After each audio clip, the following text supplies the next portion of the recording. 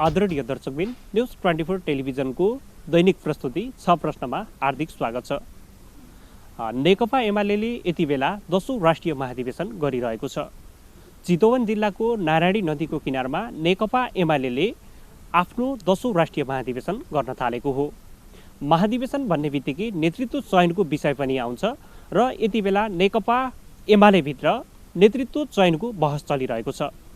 नेकपा एमालेको 10औं राष्ट्रिय महाधिवेशन कसरी अगाडि बढ्दैछ, त्यसको व्यवस्थापन के हुँदैछ, यस विषयमा केन्द्रित रहेर आज हामीले 6 प्रश्नमा कुराकानी गर्नेछौँ। त्यसका लागि हामीसँग हुनुहुन्छ नेकपा एमालेका नेता भानुभक्त ढकाल। हार्दिक स्वागत छ। धन्यवाद। यहाँहरूले 10औं राष्ट्रिय महाधिवेशन गर्दै हुनुहुन्छ, त्यसप्रति चाहिँ कतिको उत्साहित हुनुहुन्छ? मूलत यो महाधिवेशनबाट हामी धेरै उत्साहित छौँ, किनभने पहिलेका महाधिवेशनहरू नीति र नेतृत्व निर्माण गर्ने एउटै महाधिवेशन हुँदा कार्यकर्तामा जनतामा पनि नेतृत्व को हुन्छ भन्ने कुरामा बहुत तानातान हुन्थ्यो र नीतिको लडाइँ पनि त्यसमा केन्द्रित भएर हुने गरेको थियो। यसचोटि हामीले विधान महाधिवेशनबाट नीति र विधिको टुङ्गो लगाइसकेका छौँ र यो 10औं राष्ट्रिय महाधिवेशन मूलभूत रूपमा नेतृत्व चयनको महाधिवेशनको रूपमा रहनेछ र यो नेकपा एमाले प्रति जनताको समर्थनको एउटा मापनको रूपमा र मुलुकको केन्द्र भागमा रहेको चितवनलाई छानेर हामीले नेकपा एमालेमा जनआकर्षण र भोलिको निर्विकल्प शक्ति नेकपा एमाले हो भन्ने कुरालाई पुष्टि गराउनका निम्ति पनि सहयोग पुगोस् भन्ने उद्देश्यले यो ठाउँमा हामीले महाधिवेशनको आयोजना गरेका छौँ र अहिलेसम्मको तयारी र सम्पूर्ण साथीहरूको उत्साह, जनसमर्थन र चितवनमा आउँदाखेरि प्रारम्भिक रूपमै देखिएको जुन तयारी, सजावट, सद्भाव देखिएको छ, यसले पनि आयोजकहरू हामी धेरै उत्साहित छौँ। नेकपा एमाले केही समय अगाडि आफ्नो विधान महाधिवेशन गरेको थियो, जसलाई नेपाली राजनीतिक दलको इतिहासमा पहिलोपटक भनिएको थियो। नेकपा एमाले विधान महाधिवेशन र नेतृत्व महाधिवेशन गर्न चाहिँ किन आवश्यक पर्यो, त्यसका फाइदाहरू चाहिँ के हुन्छन्? त मैले अगाडि पनि अलिकति बताएँ कि नीति, विधि र नेतृत्वको एउटै महाधिवेशन हुँदा मुख्य रूपमा मान्छेहरूको ध्यान चाहिँ केमा केन्द्रित हुने भन्दा नेता को हुन्छ भन्ने कुरामा केन्द्रित रह्यो। नीति कस्तो बनाउने भन्ने कुरा चाहिँ त्यसमा जोडिएर आउने खालको कुरा भयो भने यो नेतृत्व र नीतिको कुरा अलग गरियो भने नेता कसलाई बनाउने भन्ने कुरो भन्दा पनि सही नीति कसरी बनाउन सकिन्छ भनेर नीतिमै केन्द्रित भएर हामीले विधान अधिवेशन गऱ्यौँ। हाम्रो पार्टीभित्र गुटबन्दी गर्नेका लागि र गुटबन्दी हुने आधार तयार गर्नका लागि विभिन्न महाधिवेशनहरू विचारधाराका हिसाबले पनि विगतमा प्रभावित भयो। तर अहिलेको यो विधान महाधिवेशनमा नेकपा एमालेको जीवनमा सर्वसम्मत ढङ्गले 6345 प्रतिनिधि एउटै थलामा रहेर नीतिगत हिसाबमा जनताको बहुदलीय जनवादको आधारमा समाजवादको आधार निर्माण गर्ने, जनताको बहुदलीय जनवादको मार्गनिर्देशनमा हामी चल्छौँ भनेर यसमा नीतिगत रूपमा कुनै विमति नभइकन सर्वसम्मत ढङ्गले हामीले विधान महाधिवेशनबाट त्यो च्याप्टर सकेका छौँ भने अब त्यसको कार्यान्वयन गर्ने कुराका निम्ति सफलता हामीले कसरी प्राप्त गर्न सक्छौँ, त्यसमा हामीले कस्तो नेतृत्व निर्माण गरेर अगाडि जाने, यो नेतृत्व निर्माण गर्ने खालको विषयमा पनि हामीसँग हिजो नेकपा एमालेको धारबाट आएको एउटा पङ्क्ति छ। माओवादी र एमाले मिसिएपछि नेकपा बनेको मूलधारसँग संयुक्त रूपमा रहिरहनु भएको साथीहरू सहित अहिले हामी रूपान्तरित एमालेको रूपमा रहेका छौँ भने कतिपय एमालेको जीवनमा उत्पन्न भएका असमझदारीहरूलाई समेत समझदारीमा रूपान्तरण गर्दै अगाडि बढिराखेको बेला एकताका साथ यो महाधिवेशनलाई एकताको महाधिवेशनको रूपमा सम्पन्न गर्नुपर्छ भन्ने विषयमा पनि आम कार्यकर्ताहरू, जनताहरू पनि त्यत्तिकै सरोकार राखिरहनु भएको छ र यो दायित्वका साथ यो महाधिवेशनलाई ऐतिहासिक रूपमा सम्पन्न बनाएर उत्साहका साथ हामी नेपाली राष्ट्रिय राजनीतिको मूल भागमा छौँ, केन्द्र भागमा छौँ र एमाले बिना अबको राष्ट्रिय राजनीतिमा अरू कसैको पनि त्यो उपस्थिति चाहिँ एमालेको तुलना गर्नका निम्ति लायक छैन भन्ने कुरो पुष्टि गराउने कुराका लागि पनि यो महाधिवेशनमा हामी नेतृत्व निर्माण गर्ने कुरामा चाहिँ अहिले बेसी फोकस भएका छौँ। 10औं राष्ट्रिय महाधिवेशनमा सर्वसहमतिमा नेतृत्व चयन गर्नुपर्छ भन्ने नेता तथा कार्यकर्ताहरूको चाहना छ, तर पार्टी अध्यक्षमै वरिष्ठ तत्कालीन उपाध्यक्षले चाहिँ अहिले उम्मेदवारी दिएको अवस्था छ, त्यसलाई चाहिँ कसरी लिनुहुन्छ? पहिलो कुरो लोकतन्त्रमा सर्वसम्मत हुने कुरा भनेको सबैभन्दा सर्वोत्कृष्ट लोकतान्त्रिक अभ्यास हो। जहाँ सहमतिबाट नेतृत्व चयन हुन्छ त्यो चाहिँ 100% नै लोकतान्त्रिक विधि अन्तर्गत हुने कुरा हो। जहाँसम्म त्यो विधिबाट हामीले सबै कुरा पार गर्न सकिएन भने तोकिएको विधि र हाम्रा पद्धति प्रक्रियाभित्रबाट हामी नेतृत्व चयन गर्छौँ। जनताको बहुदलीय जनवादले आत्मसात गरेको विषय के हो भने प्रतिस्पर्धाबाट श्रेष्ठता स्थापित गर्ने मान्यतालाई हामीले अङ्गीकार गरेका छौँ भने त्यो विधि र पद्धतिबाट नेतृत्व निर्माण गर्ने कुरामा पनि एमालेका नेता कार्यकर्ताहरूले विवेक गुमाउँदैनन् भन्ने कुरा म सबैभन्दा पहिले यहाँ स्मरण गर्न चाहन्छु। जहाँसम्म अहिले महाधिवेशनको एउटा रनको लागेको छ, महाधिवेशनको चर्चा छ, हरेक पत्रकार साथीहरूले बाहिर पनि जिज्ञासा छ नेता को हुन्छ, कसमा को आउला भन्दा सार्वजनिक ठाउँमा नेताहरूले दिएका अभिव्यक्तिहरूलाई प्रतिष्ठा र त्यही अन्तिम सत्य हो भन्ने कुराको अनुमान गरियो भने एमालेको जीवनमा त्यो असफल साबित पनि हुन सक्छ। किनभने अब अहिले त एमालेले कुनै उम्मेदवारीको दरखास्त हाल्नका लागि त ओपन गरेको छैन। यो त बल्ल 11 गतेको प्रक्रिया पछि 11 गते बेलुका नोमिनेसनको कुरा होला। अब बाहिर बोल्नेहरू यहाँ सबैले नोमिनेसन दर्ता गर्छन् कि गर्दैनन् अलिकति पर्खेर हामीले हेऱ्यौँ भनेदेखि हुन्छ। र मलाई जहाँसम्म के लाग्छ भने एमालेको भविष्य उज्जवल बनाउनका लागि लागेका नेताहरू सर्वसम्मत नेतृत्व निर्माण गर्ने कुराका निम्ति बाधक बन्नु होला भन्ने मैले चाहिँ अनुमान गर्दिनँ। जहाँसम्म बाहिर चर्चामा आयो, चर्चामा आउने बित्तिकै हरेक व्यक्तिलाई त्यही चर्चाको आधारमा नै अन्तिम समयसम्म हामीले हेर्नु हुँदैन। किनभने मान्छेमा रूपान्तरण पनि हुन्छ, के का लागि अभिव्यक्ति भनिएको हुन्छ, कुन प्रसङ्गमा भनेको हुन्छ, ती सबै कुराहरूभन्दा टुक्रे कुरालाई ल्याएर ठ्याक्क राखिदिएको हुन्छ अनि त्यसैमा प्रतिष्ठाको विषय बनाउन खोजिएको हो कि जस्तो हुन्छ। मलाई लाग्छ अहिले नेकपा एमाले भित्र केपी ओलीको विकल्पमा अर्को अध्यक्ष तयार भएर एमालेलाई फेरि दुर्घटना उन्मुख गराउनको निम्ति कुनै एमालेको नेताहरू सुरिनु होला, त्यो जोखिम उठाउनु होला भन्ने व्यक्तिगत हिसाबमा म विश्वास गर्दिनँ। अहिले सबै नेताहरूले आफ्नो योग्यता र क्षमता अनुसार पदमा दाबी गरिरहेको, उम्मेदवारी घोषणा गरिरहेको अवस्था छ। यस्तो परिदृश्यलाई हेर्दाखेरि सर्वसहमतिमै नेतृत्व चयन गर्ने सम्भावना अझै छ र? मैले अघि पनि भने एमाले मूलधार भएको कारणले गर्दा यो मूल प्रवाहमा विभिन्न ठाउँबाट समायोजन भएर मूलधार बनाउनको निम्ति योगदान गर्नुभएको साथीहरूको भावना र त्यो बिम्ब पनि एमालेको नेतृत्वमा देखिने कुराका लागि सर्वसम्मत नेतृत्व निर्माण गर्ने कुरा कार्यकर्ताको तहबाट अलिक बेसी बलशाली ढङ्गले उठेको छ। एउटा यो हामीले हेर्नुपर्छ। दोस्रो, एमाले पार्टीले एउटा यस्तो चमत्कारिक काम गर्यो कि जसले 6000 भन्दा बेसी वडामा एकै दिन अधिवेशन सम्पन्न गर्यो र 99% जस्तो वडा अधिवेशनहरू चाहिँ सर्वसम्मत ढङ्गले चुनिए। 753 वटै पालिकामा चाहिँ अपवाद बाहेक सबै ठाउँमा नेतृत्व निर्माण भयो र त्यहाँ सर्वसम्मतिले नै मलाई लाग्छ 97 भन्दा बेसी % चाहिँ त्यहाँ पनि बिना चुनाव नै मान्छेहरू सहमतिबाट नेतृत्व निर्माण भयो र हरेक महाधिवेशनमा एमालेमा 2टा प्यानलमा चुनाव भएर प्रतिनिधि आउने ठाउँमा अहिले 95% भन्दा माथि प्रतिनिधिहरू चाहिँ सर्वसम्मतिको आधारमा आएका छन् भने कार्यकर्ताको त्यो म्यान्डेटलाई पनि नेतृत्वले बुझ्दाखेरि यो महाधिवेशन सर्वसम्मत हुन्छ। सर्वसम्मत भएन र लोकतान्त्रिक विधि प्रक्रियाबाट भयो भने पनि अरू पार्टीहरू र अरूको भन्दा यो एकदम उन्नत स्तरको हुन्छ। यहाँ आफै पनि सचिव पदको लागि आकाङ्क्षी हुनुहुन्छ भन्ने समाचार विवरण पनि सार्वजनिक भएका छन्, त्यसमा चाहिँ कतिको सत्यता? अब औपचारिक रूपमा मैले यो पदमा उठ्छु भनेको छैन। मेची महाकालीका सबै साथीहरूले तपाईँको सचिवमा उम्मेदवारी भएर नयाँ पुस्ता र पुराना पुस्ताको संयोजन गर्ने कुराको निम्ति, विगतमा आन्दोलनमा खेलेको भूमिकाको निम्ति र सङ्गठनात्मक हिसाबले एमालेमा अनुभवी सङ्गठकको रूपमा पनि तपाईँ उदाउँदै गर्नुभएको हुनाले तपाईँको उपस्थिति जरुरी छ भनेर यो सचिव पदमा उठ्नको निम्ति सबै साथीहरूले प्रेरित गर्नुभएको छ। त्यसले गर्दा त्यो भावनाभन्दा बाहिर जानु हुँदैन कि भन्ने निष्कर्षको नजिक म अहिले पुगेको छु। अब भोलि केन्द्रीय कमिटीको बैठकपछि सर्वसम्मत भयो, त्यो प्रक्रियाबाट जाने कुरा भयो, प्रतिस्पर्धा हुने कुरा भयो भने स्वाभाविक छ त्यो प्रतिस्पर्धामा म पनि सामेल भएर जानेछु। नेकपा एमाले कम्युनिस्ट पार्टी भए पनि एउटा लोकतान्त्रिक पार्टी हो। यसले लामो समयदेखि महाधिवेशन गरेर नेतृत्व चयन गर्दैछ। अहिले सर्वसहमतिमा नेतृत्व चयन गरिरहँदाखेरि उसको लोकतान्त्रिक चरित्रमाथि नै असर पर्छ कि भन्ने खालको एउटा शङ्का र उपशङ्का पनि छ नि? त्यो पर्दैन। किन पर्दैन भने सर्वसम्मत ढङ्गले हामीले नेतृत्व निर्माण गर्दाखेरि पनि अघि भनिएका बिम्बहरू त्यसको प्रतिबिम्ब हाम्रो नेतृत्वमा पर्छ।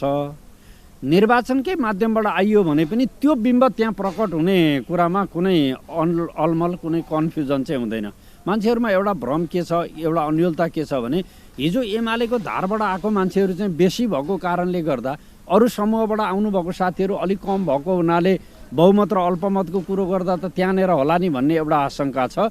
एमालेका कार्यकर्ता र नेता यति जिम्मेवार छन् कि यो पक्षलाई मध्यनजर राखेर एकताको भावलाई पहिले छानेर अनि मूलधारको व्यक्तिहरूमध्ये कसलाई छान्नु उपयुक्त हुन्छ भन्ने विधि र प्रक्रियाबाट आफ्नो नेता छान्ने कुरामा एमालेका नेता कार्यकर्ताले आफ्नो योग्यता देखाउनुहुन्छ। म त्यसमा एकदम 100% नै विश्वस्त छु।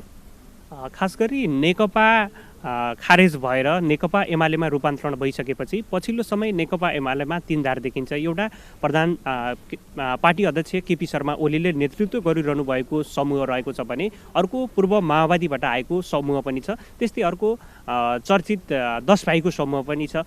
यो सर्वसहमतिमा नेतृत्व चयन गर्न नसकेर यदि चुनावमै जानु पर्यो भने उहाँहरूको उपस्थिति चाहिँ कमजोर देखिन्छ भन्ने पनि छ नि।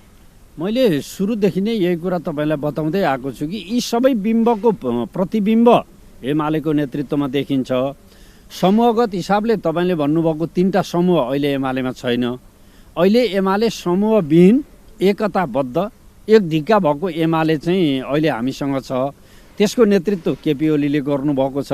त्यसमा कमरेड रामबहादुर थापादेखि तपाईँले आशंका गर्नुभएका सबै हिजो एमालेको अभियानमा लाग्नुभएको बिचमा पार्टीभित्र उत्पन्न भएका कतिपय असहज परिस्थितिले भिन्न भिन्नै कित्तामा हो कि जस्तो देखिए पनि अहिले हामी एमालेमै रहेको मूलधारमै रहेको कारणले गर्दा हामी एउटै परिवारका सङ्गठित एकताबद्ध र कमरेडली भावनाका साथ अगाडि बढेका छौँ। एमालेमा गुड थियो हिजो, आज गुड छैन। त्यसले गर्दा हाम्रो अध्यक्षलाई समूहको हिसाबले भन्दा पनि समग्र एमालेको नेता त्यसको अभिभावकको रूपमा कमरेड केपी ओली रहनुभएको छ। सर्वसहमतिमै नेतृत्व चयन गर्न सकियो भने ती विभिन्न परिदृश्यहरूको समाधान सहजै हुने देखिन्छ। यदि नेतृत्व चयन चाहिँ प्रतिस्पर्धाबाट भयो भने उहाँहरू अल्पमतमा पर्न सक्ने अवस्था चाहिँ देखिँदैन। अल्पमत र बहुमत भन्ने चरण सिद्धियो। अब अल्पमत बहुमत भनेको त इस्युमा हुने हो। स्थायी खालको बहुमत र अल्पमत भयो भने त्यो ग्रुपिजमको कुरा हुन्छ। नभए पार्टीमा इस्युको आधारमा त मत र विमत राख्ने कुरा हुन्छ। मतका आधारमा नेतृत्वबाट वञ्चित कोही पनि हुँदैन। यो महाधिवेशनले त्यो योग्यताका साथ सबै पक्षहरूलाई समेटेर सर्वसम्मत भए पनि यो साझा फुलबारी रङ्गीन फुलको चित्र तपाईँले एमालेको नेतृत्वमा देख्नुहुन्छ। प्रतिस्पर्धाबाट भयो भने पनि यो रङ्गीनतामा कुनै ओझेल कुनै अभाव हुँदैन। अब यहाँकै अभिव्यक्तिलाई हामीले हेर्दाखेरि पार्टी अध्यक्षमा चाहिँ कुनै विवाद रहेन। वर्तमान अध्यक्षले नै निरन्तरता पाउने सम्भावना रह्यो। अब यहाँहरूले भर्खरै विधान संशोधन गरेर जुन पद थप्नु भएको छ वरिष्ठ उपाध्यक्ष, त्यो पदमा चाहिँ मुख्य रूपमा प्रतिस्पर्धा हुने जस्तो देखियो।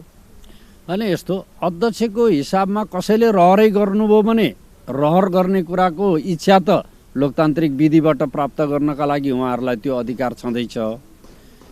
केपी ओली अध्यक्षमा उठ्नुहुन्छ, अरू नउठ्ने भनेर वर्जित त कसैलाई गरिँदैन।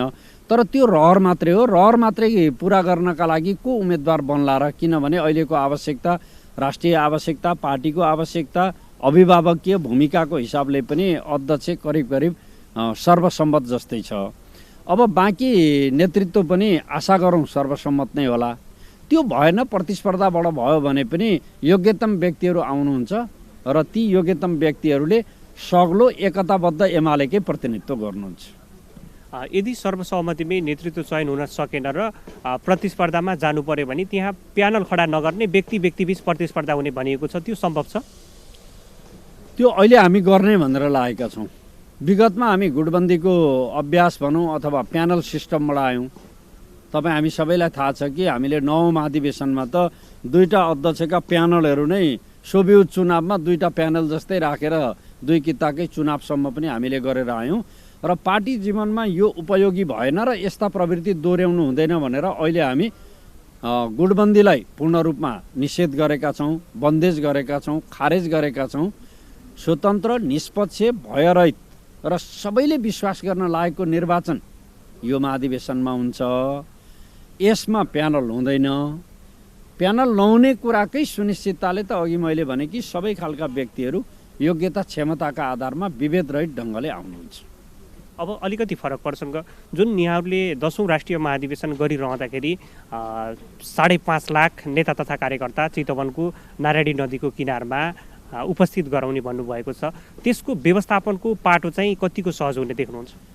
यसमा हामीले मूल व्यवस्थापन कमिटी कमरेड रामबहादुर थापाको नेतृत्वमा बनाएका छौँ र जनपरिचालनको संयोजकको रूपमा सहसंयोजक सुरेन्द्र पाण्डेको नेतृत्वमा जनपरिचालन समिति छ र हाम्रो योजना भनेको 5 लाख जनसहभागिता जुटाउने र त्यसको निम्ति मूलतः चितवन र बागमती बेसबाट 2.5 लाख मान्छेहरूको उपस्थिति गराउने र बाहिरबाट 2.5 लाख गरेर हामी 5 लाख जनसमुदाय उपस्थित गर्ने तयारीमा छौँ। साधन स्रोतहरूको अभावले मान्छेहरू कति आइपुग्छन् त्यो एउटा कुरा छ, नभए अहिलेसम्मको उत्साह हेर्दा अब आजै म काठमाडौँबाट गाडीमा आएको, भोलिको सभाको लागि मान्छेहरू आजैबाट हिँड्न सुरु गरिसकेका छन्। यही क्रम सबैतिरबाट रह्यो भने हामीले भनेको सङ्ख्याभन्दा अझ बढी उपस्थिति हुने लक्षण पनि देखिएको छ। यसले गर्दा जनसहभागिता अपार रहन्छ।